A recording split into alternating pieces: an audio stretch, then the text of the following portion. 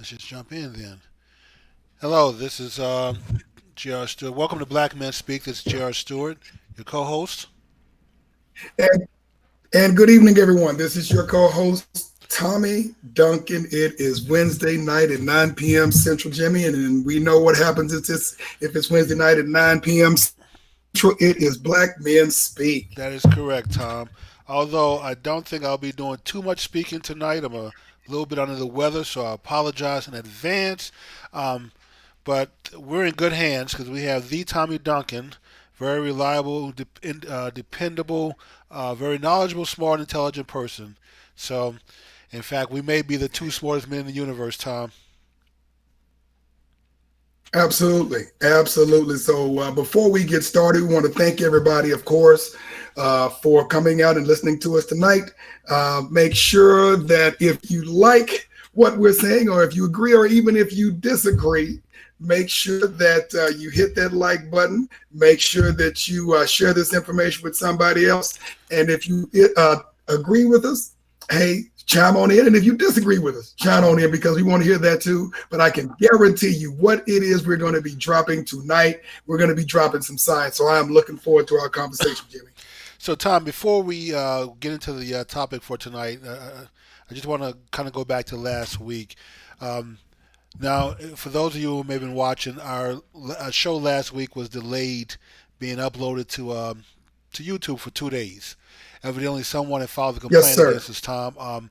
Not just for a content violation, they also, filed a fact check complaint.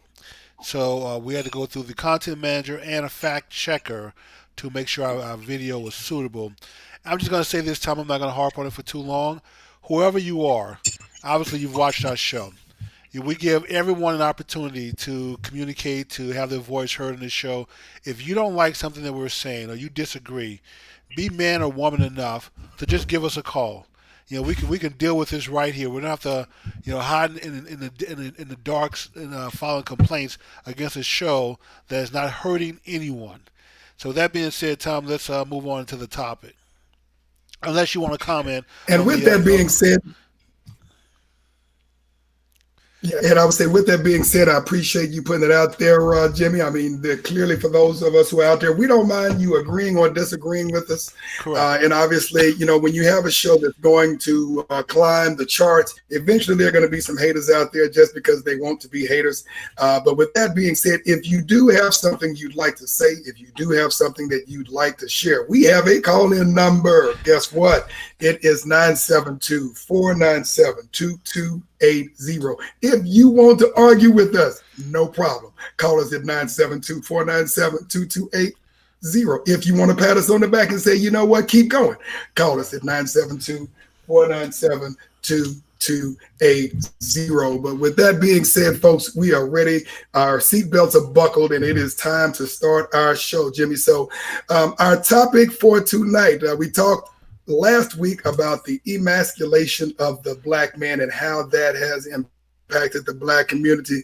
But we are equal opportunity show hosts. So we are now going to talk about the black woman, not literally talk about her, but talk about how the image of the strong black woman may have crippled the black community.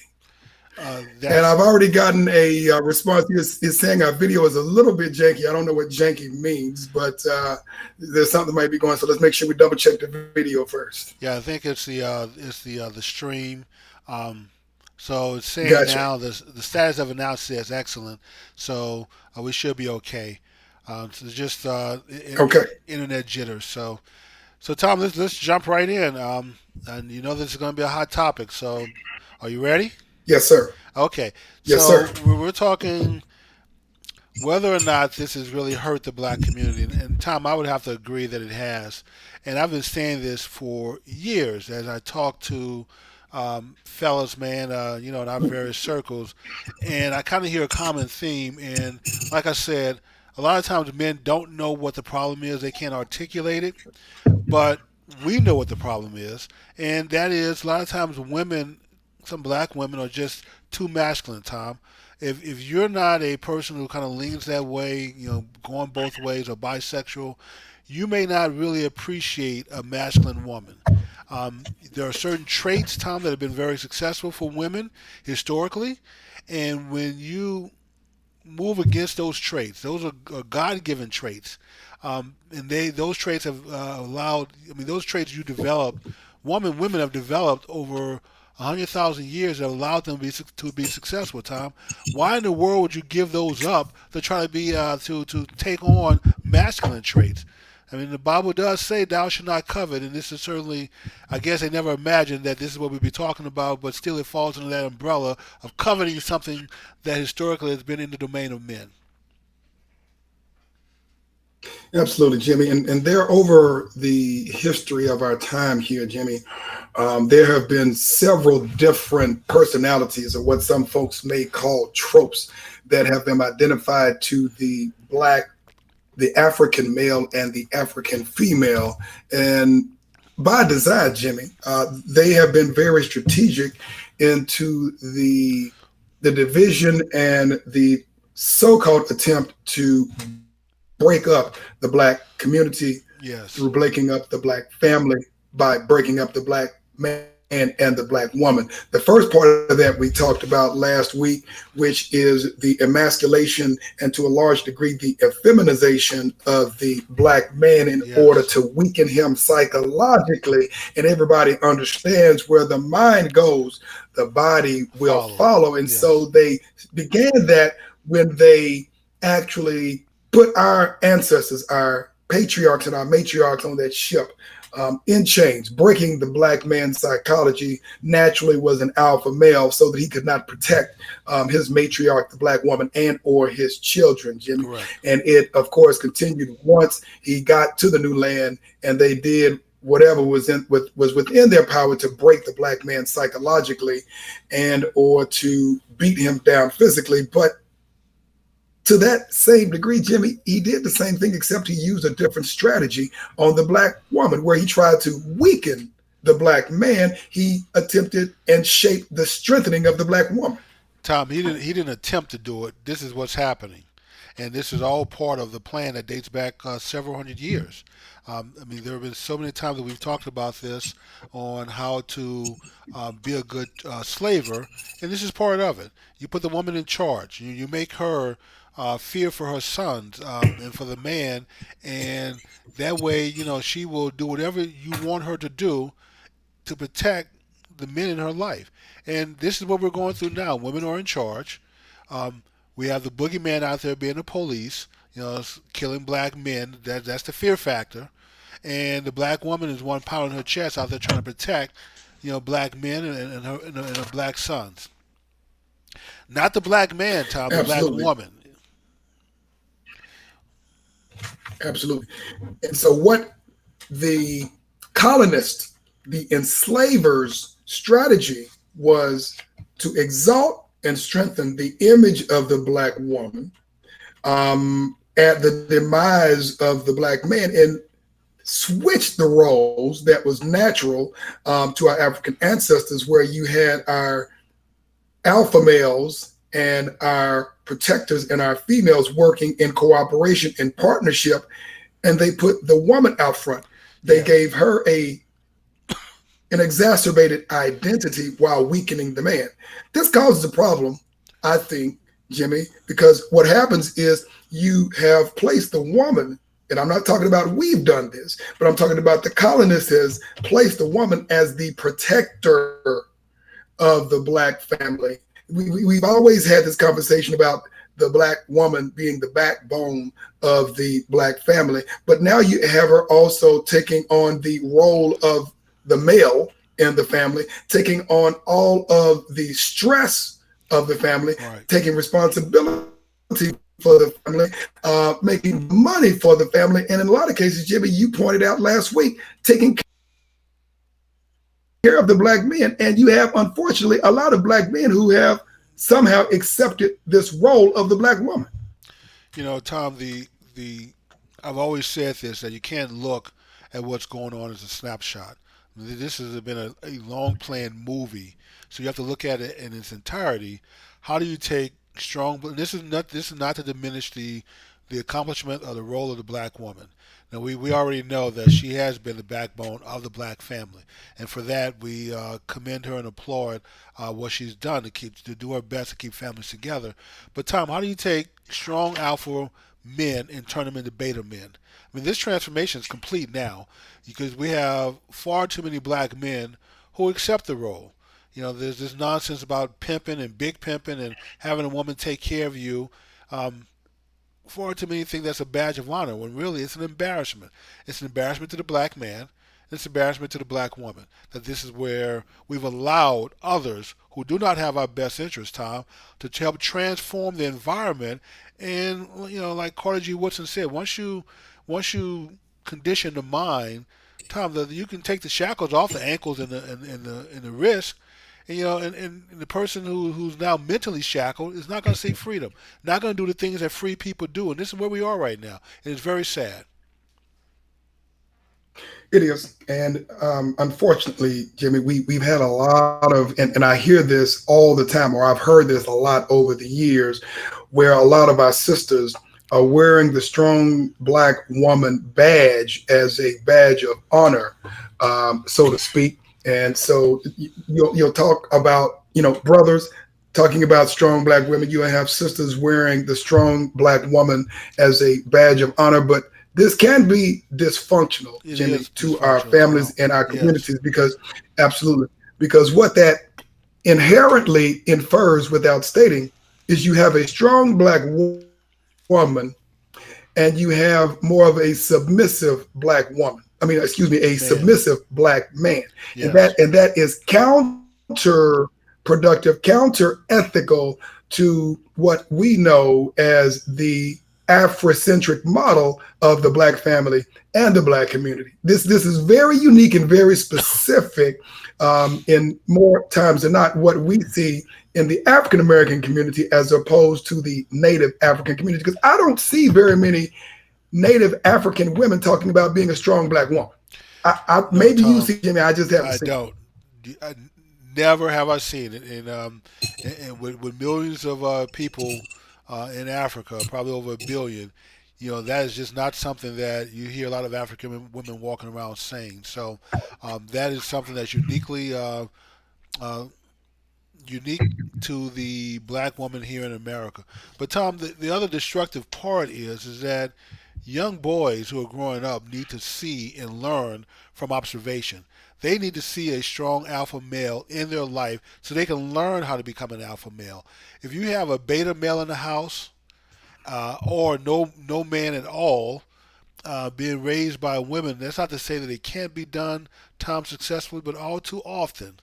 And I fall into this category too. My son was raised by his mother, and I wish I had better news to come here and report on his progress on just getting enrolled in school, but I don't, Tom. That's the side effect of being raised by a woman.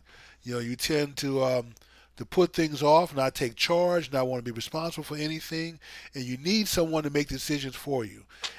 And all too often, women are think that that means freedom. And Tom, of the women that I know who have this in their life, have a weak man in their life, after a while, none of them are happy. Not one, Tom, has ever came back and said, you know, after 10 years of this, I'm just as happy as can be. Tom, after a few years of it, they come back and say they're disgusted by the whole process, by having a weak man in their life who can't make a decision, can't be responsible, can't take charge. And so when you have women who are naturally insecure, you need to provide security in their life in order to bring out the best in them. If you want a great woman, put her in a secure environment where she's not worried about bills, food on the table, how the children are going to eat. Put her somewhere where you are the provider and you're giving her a safe environment. And I promise you, as the Bible points out, you will have a woman that becomes a perfect creation for you if you do it right. And the doing it right part is the insecurity that she deals with. So if you don't tackle her insecurity, you certainly can't tackle that being a beta male. Beta boy is better because some of them are just grown boys. They're not even men. I would agree, Jimmy. But there is another side to this that I think is What's the a other side? quiet issue. The other side of this is the psychological and medical impact of being the strong black woman, having to carry all the burdens of the family, having to Yes, carry all of the burdens of the community when the males do not step up, when the males, are not in a position to protect and provide their black women. And they are this. I mean, there are several studies, Jimmy, over the years that have shown that there are medical and health risks yes, that there are, not only Tom. affect black women themselves, but in addition to that, affect our children, affect our community. So there is. I was looking at a an article or really a survey done by a sister black female psychologist by the name of Dr. Cheryl Giscombe, and what she said is that there are certain characteristics of this strong black woman. Obviously, she has to present an image of being strong under insurmountable odds, being the so-called superwoman, being able to suppress the natural feminine emotions That's when she's in correct, a Tom. protected environment, being able to resist the semblance of vulnerability because she has to be strong, and obviously being very motivated to achieve at a very high level, and then finally having the highest priority on being a caregiver. And this is one that I find very interesting because when you look at the image and the shaping of the black woman, and by the way, none of this shaping and imaging is done typically by our community, because typically Right. what we see on the screen, what we're listening to on the radio, are shaped by the colonists. And that is this: women are taking on the burden and the stress of everybody in the family, which ultimately breaks the black woman down psychologically and physiologically. And what this has shown is that women, on average, are at least twice as likely to suffer from depression than their white female counterparts, but they are the least likely to seek any support or treatment for Correct. depression at the same time that their counterparts are seeking that.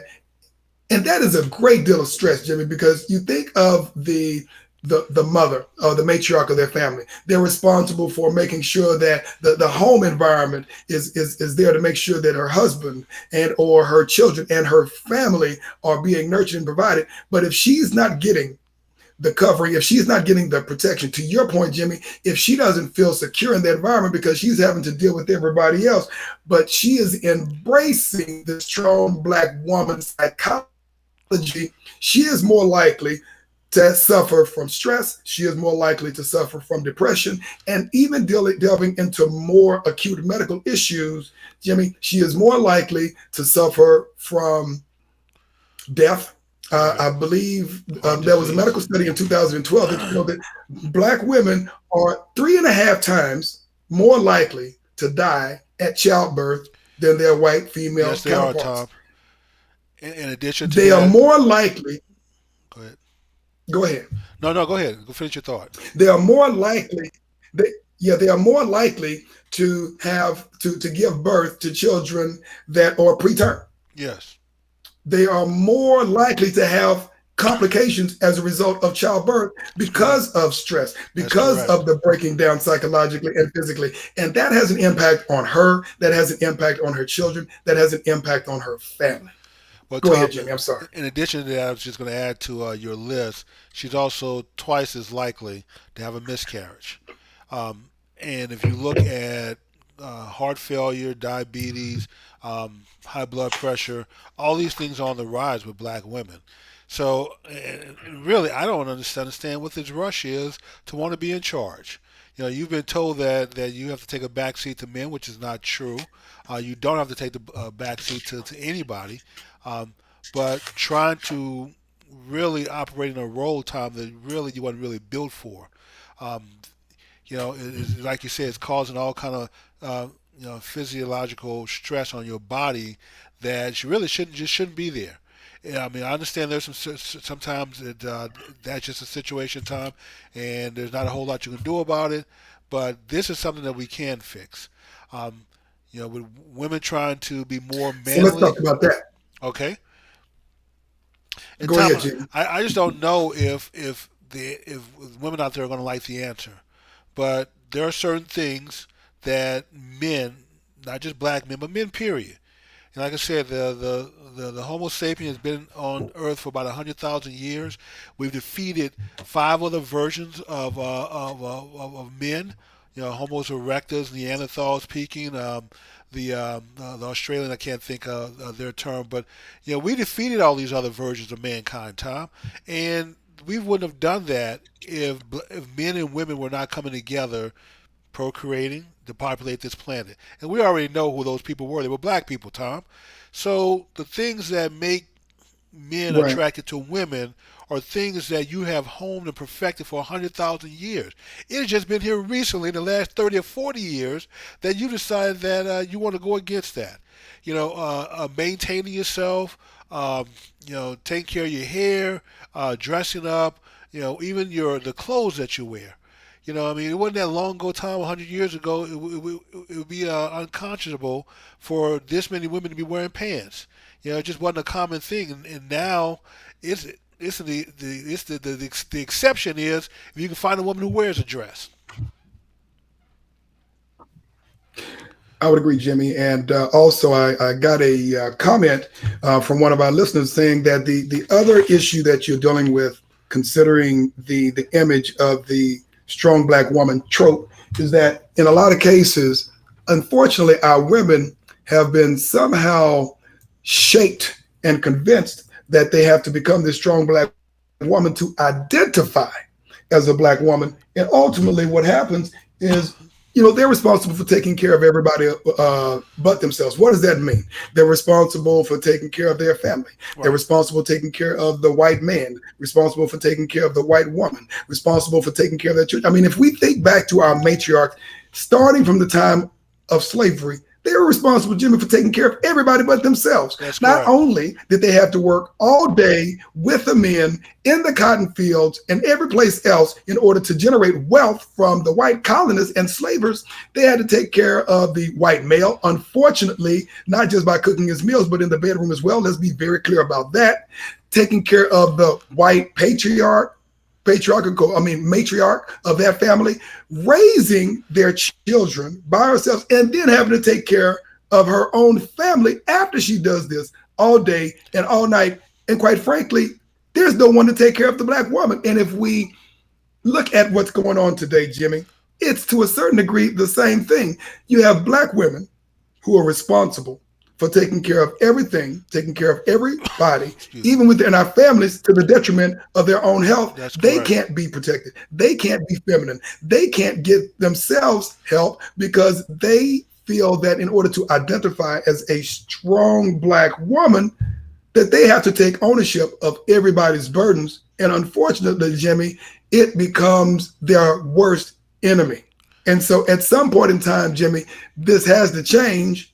We as black men have to take responsibility Have of to, making Tom. sure that our women are protected, making sure that our black women are protected, that they are surrounded, that we are partnering with them, that we are providing them the love, the nurturing, and the security that they need. But that also means, Jimmy, that our black women have to understand that in order for them to be the best that they can be, for their families, their husbands, their children, and their communities, that there is going to have to be a different dialogue, and they cannot themselves continue to own this strong black woman identity or trope.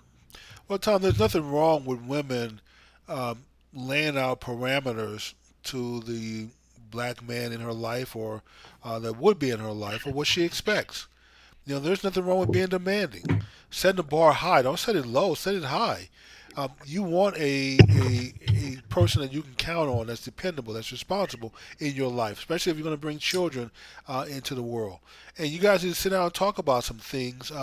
But the black woman needs to be in an environment time where she feels safe. She can't be out here fighting all these problems and then coming home and dealing with all those problems and then dealing with kids and career all by herself. We already know that that's going to lead. That's going to lead to health problems. It's going to lead to other issues. And like I said, psychologically, she's the last person to go seek mental health to deal with all of this. So, and it just places an undue toll on the body when a black woman is having to deal with this. Not to say that other women don't have to deal with it, but we're talking about black women today. So we want to see our black women not have to deal with this. But we need the black men to step up, Tom. Like this is last week's show. Black men have to step up and be willing to be responsible, be willing to lay it on the line, um, and the borrow from the doctrine of Jesus. Hey, you got to be willing to die for your bride. If the church is truly his bride, he was willing to go up on the cross and die for his bride. So we have to be willing to do the same for ours. If you're a woman and you have a man in your life, and just ask him, would you be willing to take a bullet for me? Would you die for me? Would you to protect me? If his answer is no, get rid of him. You don't need him in your life. So this is where it gets a little bit complicated because the other thing that we have to understand and what I see, Jimmy, I know we've talked about this before, but just not as a byproduct of this conversation. What we have are an inordinate number of women who don't have the alpha male in their life Right. for one of various reasons. Obviously, we've talked about the number of black men who are in prison. We've talked about the number of Right. black men, unfortunately, who have been raised by their mothers and have been overprotected, and so they, quite frankly, have not been built to take responsibility and protect and defend and take responsibility for their women. And so a lot of women have gone to, for instance, the church in order to find that comfort emotionally and spiritually, because quite frankly, they have not been able to find the alpha male in their lives. A lot of them, let's keep it 100, have gone to other women because they have not been able to find men, and or unfortunately, Jimmy, in some cases, they have been abused and mistreated by the men in their lives, even within their families where they have grown up. So this gets to be a very complicated situation because there are a lot of sisters out there who want the help, but they don't know where to go. Tom, I saw a little article. It wasn't meant to be serious. It was kind of a parody, I guess. And they were breaking it out. It said that, half of black men don't graduate high school, so you can pretty much push them to the side. There was another certain percentage that was that go both ways, or I guess are bisexual, and then there's a group that's homosexual, and then they had some other categories. In the end, Tom basically came down to the author saying there were two good black men per state, and for Texas, that may be you and I that's left. Two, two, Jimmy, come on Two. now. It was a joke, Tom, not, but not, not. I know it. I know it. I know it. it was like Two, not Texas, not Texas, not Dallas. in the whole state. When you factor I in the don't mean ones to that are in laugh, but that was jail kind of and crazy. everything else, at the end. It was like there may be two black men per state, two good black men per state. So, and he said for California he was one of them. So I just thought that was a little funny, but Mm. but there's always some truth in every joke, and there really is a shortage of really good black men, Tom, to go around. I wish our process allowed us to develop and produce more real men coming out of teenagehood into manhood. There were, the daughters out there who are looking for a good man in their life could have ample supply, but that's just not the case. And this wrecking process that we have been talking about for years now, that continues to go on, and no one seems to be ashamed of it. Tom, that's the other thing that gets me. You would think that if you bring awareness to a problem, to the destruction of the black family, that those who are doing this would say, "Oh, maybe we need to stop. Maybe this is not in the country's best interest to destroy this many families and have this many dysfunctional people." But Tom, there doesn't seem to be any desire whatsoever to stop the process. Everyone just keeps moving forward as if this is a process that's working. And maybe for those that want to destroy the black family, maybe destroy America, it's working for them. But for us who are living this and catching the hell, it is not working. Gotcha. And for those who are out there, we're about 30 minutes in, and we're going to talk about this a little bit more. If you Excuse want to me. call in and have a couple of words or express your opinion, agree or disagree, you may do so at any time. 972-497-2280. Again, if you'd like to call in and express your thoughts, 972-497-2280. We'd love to hear from you, whether those are brothers out there or sisters out there. 972-497-2280. Tom, it'd be nice if I'm sorry, some of Jimmy, the were you about to sisters. say something? I was saying it'd be nice if some of the sisters would call in. We really would like to hear their This is opinions. true. So, for I know there are a couple of women out there, so if you take the number down, give us and a call. and The we lines are know free. you have. Absolutely, because we know sisters got some opinions out there. So please do not feel afraid to call in, because we know in every other occasion you've got something to say, and we know your voice isn't very quiet. So we know you're out there. But whether it be brothers or sisters, if you have a few thoughts or a few words, more than happy to hear your thoughts on this subject about the strong black woman trope. Okay, looks like we may have a caller here, Jimmy. We All may have to take right. it. Black men speak. May I help you? Hey, All right, we can hear what's up, you. Tommy D? Yes, sir. How's everything going, sir? Hey, what's happening, man? This is your classmate from the Texas A&M University. What's happening, bro? All right, Oh, man. Hey, it's good to hear from you. Glad you joined our show, and glad that you listened. We appreciate you, man. What? Tell me a little bit about what your thoughts are on the whole strong black woman trope or identity and how it affects our communities. What are your thoughts? Yeah, I was saying earlier. I texted you and I was saying that I think it's an overburden of responsibilities on the black woman. I'm not so much into the gender role, the strict gender role thing. It's more because as men and women, we want to be responsible, productive adults.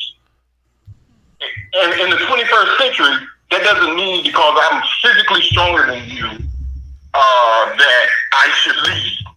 I mean, we are intelligent human beings. The woman can lead because she has intelligence.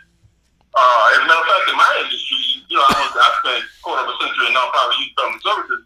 It was top heavy with women. They were making more money than most women that I know make more money than me. So how is it that, as a man, I'm supposed to, as long as I take care of my responsibilities with what I bring in, I'm working and I'm, doing those things. That's what's important. So it's not about a woman being able to, a man being able to protect and that type of thing. A sister can go get a 357 to protect herself. Let's be clear. It's not so much about the gender roles, it's about being a responsible person. Now, true, as I said to you, I look at it as more of empowering the black woman and neutralizing the black man, which is a product of white supremacy. You know what I'm saying? So I understand all of that, but in the 21st century, that's under a white male patriarchal system, right? And it still exists. However, we still are human beings and we want responsible people. And then we talk about the good black man. I want to, talk about that just a second ago.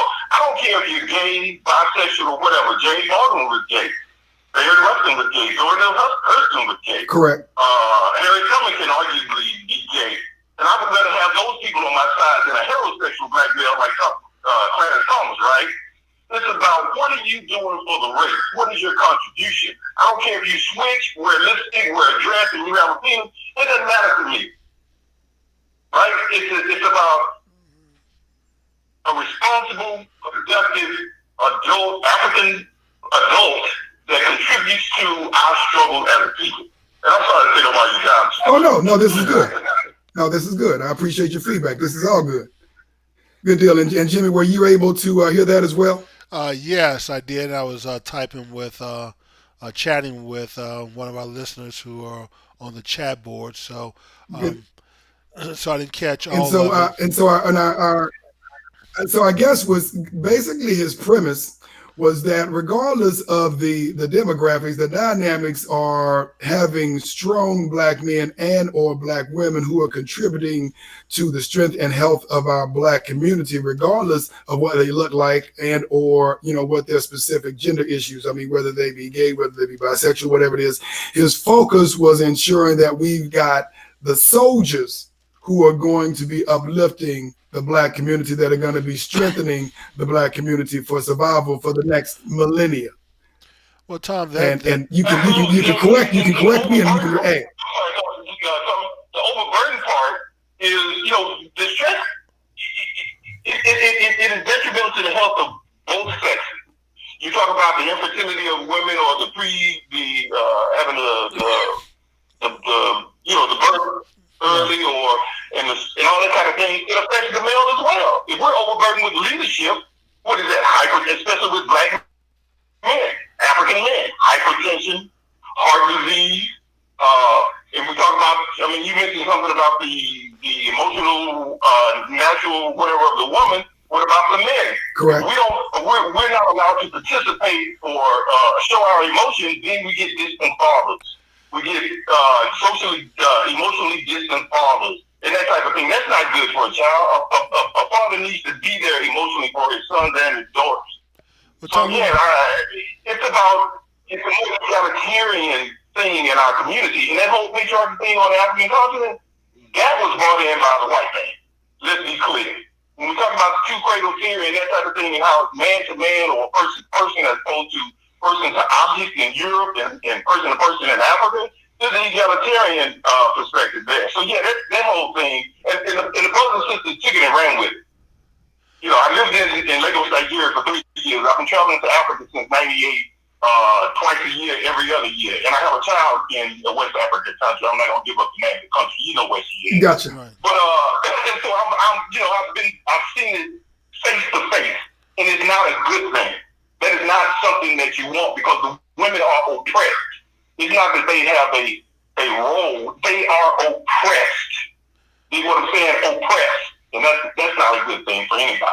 Gotcha. No, that makes sense, and those are great comments, and I appreciate your feedback. Well, let me respond. Let me call that. Y'all keep up the good work. Okay. Thank you, sir. All right. Thanks a lot, sir. And please listen, because I want to All respond right, Jimmy. I'm to sorry. Go ahead. I want to respond to some of the points that he made. So leadership doesn't have to be stressful if you been trained to do it correctly.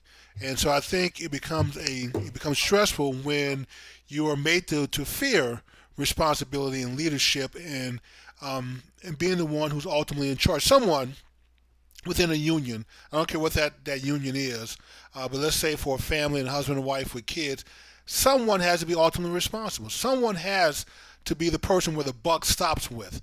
And that's not to say that everyone up under you or in that household is subservient to you. That just means that you are responsible for them to make sure they have a roof over their head, that they're a safe environment where they feel safe and they can function and feel the love and security that they need to be the best version of them. But unfortunately, Tom, we don't train our young boys on how to lead. We don't train them on how to not fear responsibility. Responsibility now is a bad word in the black community with black men. When you start talking to various guys and when you start talking about, hey, you need to step up and take charge of your household and be ultimately responsible, you can see the fear in their eyes at that point, the deer in the headlight look that you get when you start talking about the R word. So black men have been conditioned not to be responsible, not to crave that. But unfortunately, you cannot be a good leader unless you're willing to make the tough choices, unless you're willing to be the one responsible. Carrying that on your shoulder, is that stressful? It can be if you don't trust yourself to make good decisions. If you don't have a good process where you get good feedback from your woman, when she tells you, hey, that decision that you made turned out to not be a good decision, but I understand that you did it because you thought it was what was best for our family. I'm not saying nag, ladies. I'm just saying give them the feedback so you can learn from it. But unfortunately, what happens sometimes, you make one bad decision or a few, and your woman gets on you, and then you decide you just don't want to make any more decisions. Just delegate it to her and be done with it, and that's not a good thing. But I do agree with the caller that, as far as children are concerned, they need to have a safe environment where they feel loved. Once again, they can't grow up in a household with the lights going off. We go to the refrigerator and there's no food in there. Mama and daddy arguing or fighting or not getting along. So you can't have that kind of environment and then expect this child to grow up to be a functional person. But if you have a young male, a young boy, a son that you are raising, please take the time out to teach him how to be a leader, to accept responsibility, and to make decisions based on what's best for the collective, not necessarily what's best for you as the individual. Gotcha, Jimmy. And do we have any comments from our chat line that we need to discuss as well? I think I saw you looking at a few things on our chat line. So yes, Miss Hope was asking about like some of the women that are on the fringe, on the borderline, that understand what's going on, don't necessarily want to assume that role of the strong black woman, angry black woman, sometimes what some people say, but society is pushing you to be that, and they make it easier for the influencers and the people we look up to and the celebrities to go out there and play that role to influence the masses. So she was kind of asking what can be done about some of the women that are being pushed in this direction, even though they're not comfortable with the role. And we're saying pushed into which role, Jimmy, so that To the to everyone's clear. the to the strong black woman role or the angry black woman role. Even if they're not comfortable with the role, but look, if you're talking about your job, your livelihood, your relationship with a man, that the society is now placing you where it's now expected of you to play that role now. Excuse me. Well, I think part of what we were discussing a little bit earlier, Jimmy, a lot of the issues that we are dealing with, a lot of the issues that we are discussing are being shaped and built by an entirely different group of people. And we have, over a series of centuries, adopted the philosophy of another group of people Yes, we to our have. own detriment. And so I think, quite frankly, we have to reevaluate the dynamic of who we are and what it is going to take for us to build successful families, in order for us to build successful communities, in order for us to build a successful nation. And I'm talking about not just here in the United States of America, but globally as well. And True. let's be very clear. We do not live in a monolithic society. We do not all think alike. We do not have all the same needs and desires. We're at the end of the day, we're all Africans, but culturally we are a little bit different than the United States, than we are in the Caribbean, than we are in the South America and on the African continent. But as you and I have discussed before, we have got to be about the business of protecting our households, True. and we as black men have to be about the business of protecting our black women. And guys and women, this does not come down to the amount of money that you make on your No, job, it's not. because this is an issue that we have discussed with many people over a period of time. Unfortunately, I think we have another caller One here, Jimmy, caller. so let me go ahead and get this. Black men speak. May I help you? Hi, this is Hope. Hello. Hello, Miss Miss Hope. Thank you Hope. for calling in. Welcome to Black Men Speak. How are you? Good, good. Good. What are your thoughts? We appreciate you calling in. So tell us about your thoughts. I wanted to explain what I meant. Okay. I'm saying that if you do not have the independent black woman role, then people now in society, and many people think you're weak. Like if you are a single mother and you do ask for help, you're not trying to do everything by yourself. You're overexerting yourself because of this whole need to be the super black woman. If you do ask for help, then now many circles you're seen as weak. Or just like if I say my teenage son is out of control, if I ask some black males for help, many of them don't help. So I say I need a mentor for my son. So who is giving you many that? don't help. If I may ask, who is giving you that pushback or feedback that you are weak because you are asking for? Many black people that have now seen the black woman as being the superwoman as a norm. Then if you do say, "Oh, I can't pick up my daughter today," could you help me? Or I need some help with school supplies. Or let me just say whatever. If you're not a perpetual user or type person that is dysfunctional or not self-sufficient, if you do ask for help maybe 5% of the time, because people have now seen the black superwoman as the norm, which I feel is the masculinization of that we take up every role, we do every role. When you do ask for help, now people see you as weak. And I use the example in what the brother was reading, what I wrote, is that even sometimes if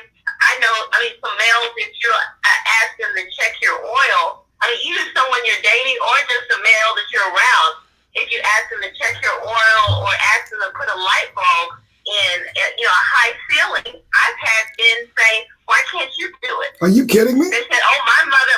No, yes, and this has been in different states. This happened to me in Atlanta, here in Dallas, and in I don't know, DC or somewhere.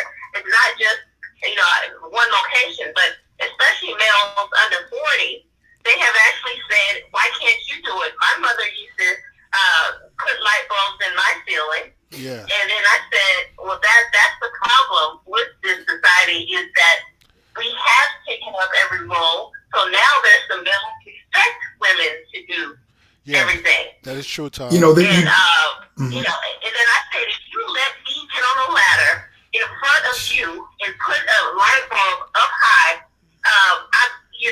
there's no use for you, That's in my right. opinion, that a man would let a woman do that. In mine, they say I'm too old school. I said, that should be an insult to you to let a woman. I said, just because it's not to say I can't check my oil, but it's that why would you want a woman to get her hands dirty? And I guess they think that's old fashioned. But why would you want me to get my hands dirty when you're there? That's my mindset. And I appreciate that feedback. And because I'm not of that generation. Yes. Yeah, but this is the problem, Jimmy. This is what we're dealing with. Right.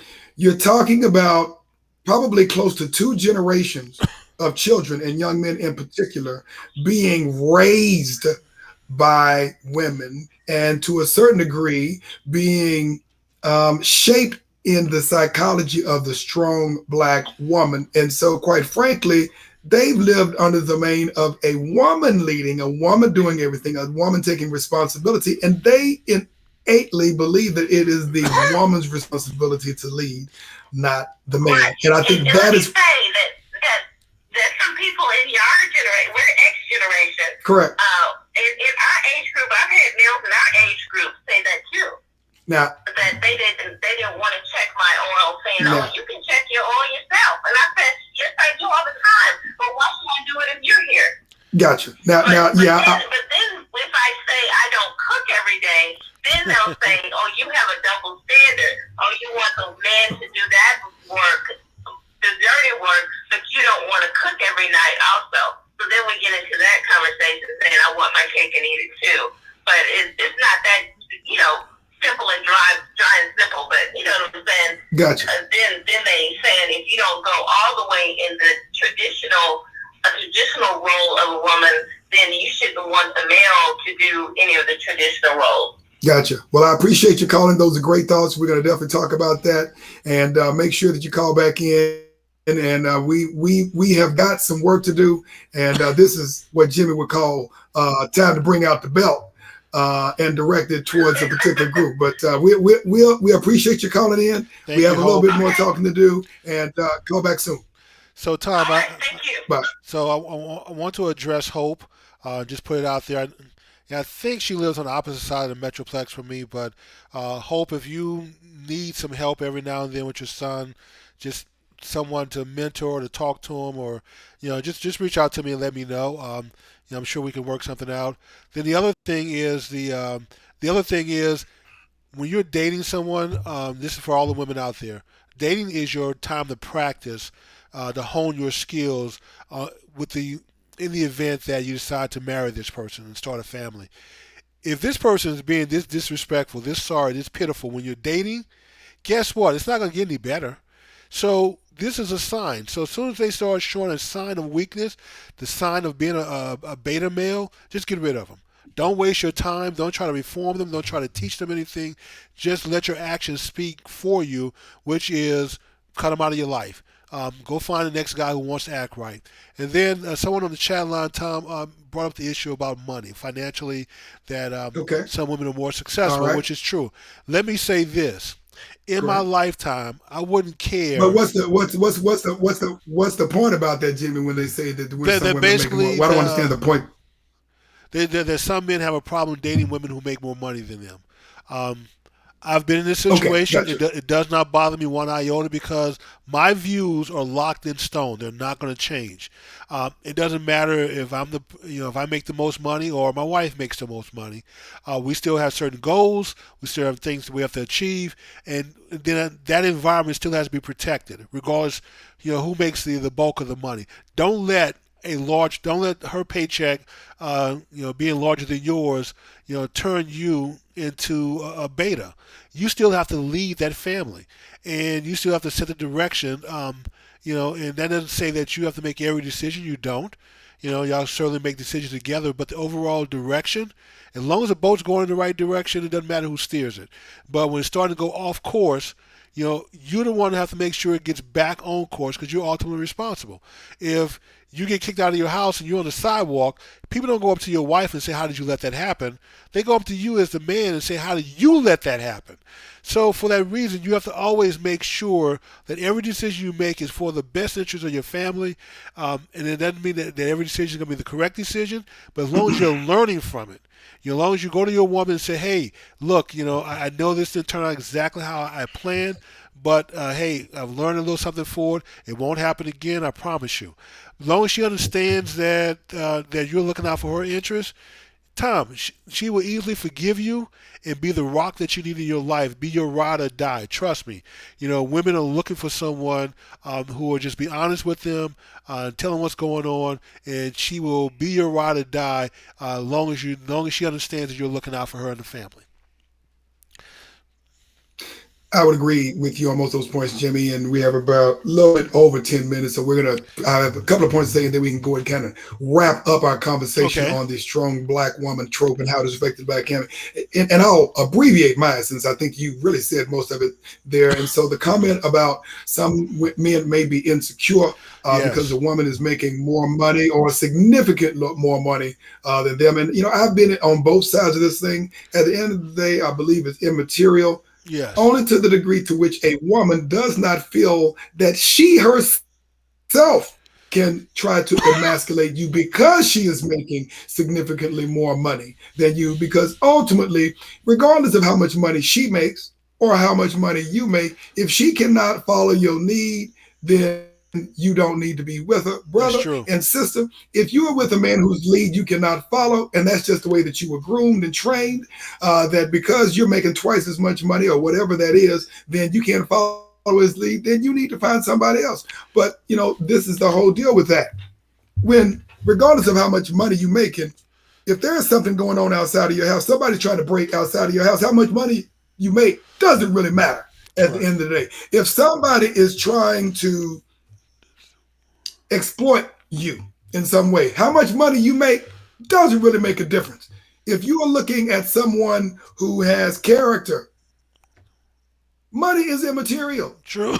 Money is immaterial. We found that out in so many different ways. And so we need to make sure that we're very clear on what is really important to us long term, because quite frankly, I know people personally who've been in relationships who've gotten married. I have a friend of mine personally whose wife was making significantly more money than him when they first got married. He was in the military. They ended up getting married. And then over a period of time, after he got out of the military, he went into another career profession. He makes more money than her. Now she hasn't had to work since they had their children. And so you got to look beyond the right now into the traits that you're looking for in Correct. terms of a husbandman long term, more so than the amount of money that you're making outside. Now, sisters, on the other hand, this is not to say that you should take on the burden of some hardhead who doesn't want to work, who doesn't know Cut the him, meaning of Tom. responsibility. Absolutely. Cut him Quick out of your life. with Yes. the quickness. All right. And Tom, can I say one more So thing about let's the kind of money talk. before we Yes, sir. one more quick thing about the money. So many years ago, before the my current wife, I was engaged to someone, and collectively we made pretty good money. And collectively, she wanted to buy a very nice, expensive house. Tom, my philosophy then is the same as it is now.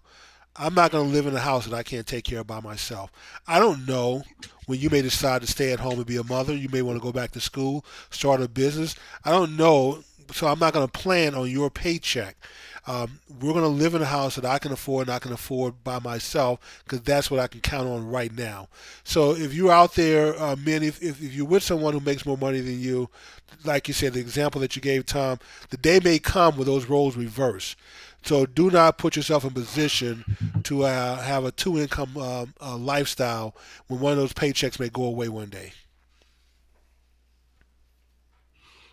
Yep, absolutely. So let's close out this conversation on the trope or the identity of the strong black woman, and where do we go from here? Because I can't say that every person thinks this way, every man, every woman thinks this way, but a lot of sisters out there who have taken on and embraced this identity, in the short term. When it gets to the long term, it becomes very taxing. It has become very, and I can't speak for every woman, but for a lot of women, it's become very taxing.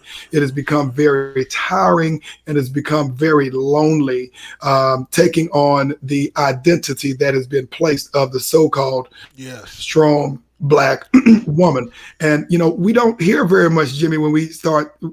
I don't hear too many people historically talking about the strong black family. And see, That is true, Tom. that's Very good another point. identity. Yes.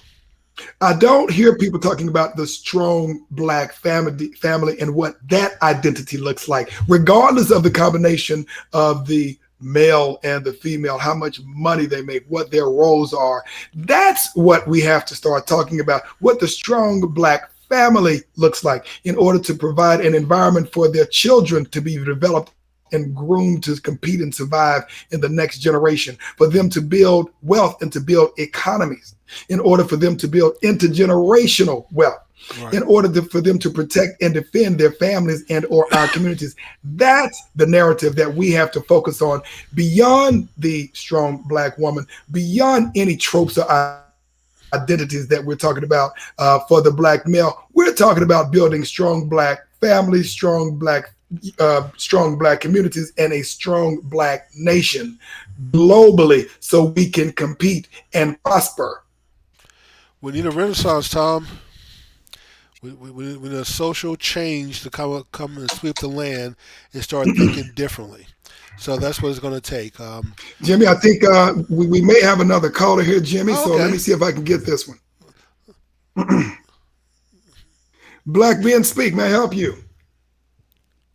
Hello, I'd like to make comment, please. Yes, ma'am. Okay. Just in time. First of all, I want to say you guys do a great job, and I heard the show when it first opened up. To that hater that did these falsities on the show, that just means you guys are doing a fantastic job. Keep up the work, because we enjoy listening to you. Now, I'd like to address the black woman syndrome. As a black woman myself, let me say this. I believe that it was, it gave faculties to the black woman in order for her to get the mindset that you do not need a black man to succeed. And what it did was it tore the family, the black household apart. The black community is weaker because we don't have a black man in our homes. Instead, we have a lot of single black women raising young black boys as best they can to be black men. And they did it as all a conspiracy, if you will, to make sure that they continue to weaken and deconstruct the black man and his strength, which is to be a part of a black family, to head a black family. I think that's the ultimate strength of a black man, is to be able to have a family, lead the household in love, financially, emotionally, and have a wonderful black woman by his side. That is the strongest household, I believe, in the world. And so when they conspire to tell the black woman, hey, you can do this without it. We'll give you more money than the black man. Yes. We'll give you more perks than the black man. Yes. And so I just want women to understand that there are other terms we can use. We need to get away from saying strong. We do have a lot of great skill sets, and it does take a very, very strong person to be able to go through what a black woman does when she doesn't have a black man in the house. But I think we need to get away from the definition that we can do all things. We're so great and we don't need a man. Actually, I will be the first to say I need a man. I was designed for a man, and a man was designed for me. Preach on, So sister. it's okay for us to believe that. It's okay for that. And so I'm going to let it go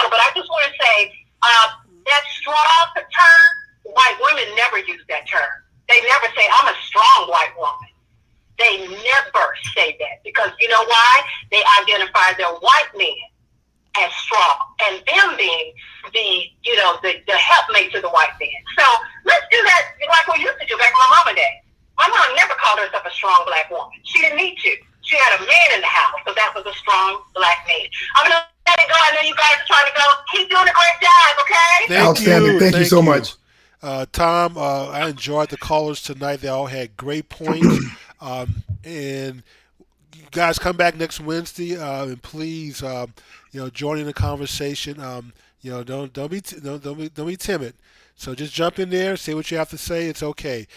So Tom, we are at the top of the hour exactly. So absolutely, Jimmy. And I think they those calls closed it out for us. I think those were great comments, Jimmy. Great I think comments, on that we can Tom. close the show. Yes, and you know how we do it here. We always close out with a prayer. So, Yes, sir. So let's take it home, Tom. All right, gracious Master and Father, we come before you this evening, thanking you for bringing us to this platform again, that we might be able to collectively provide an opportunity for folks to listen, to learn, and to aspire each of us to become greater than what we are. Understanding that through you, Father, we all become greater than what we know ourselves to be. Father, we appreciate everything that you have done, what you are doing to us and through us on a daily basis. Father, continue to strengthen our families, continue to strengthen our children, that they may grow up to produce strong, powerful families. And more importantly, Father, we ask that you continue to inspire us to do your will on earth as it is in heaven, and understanding, Father, that when we live by your will, we take on our rightful place in this world globally in a position of power and prosperity. And in your precious name we pray. Amen. Amen. Amen. All right. I'm sorry.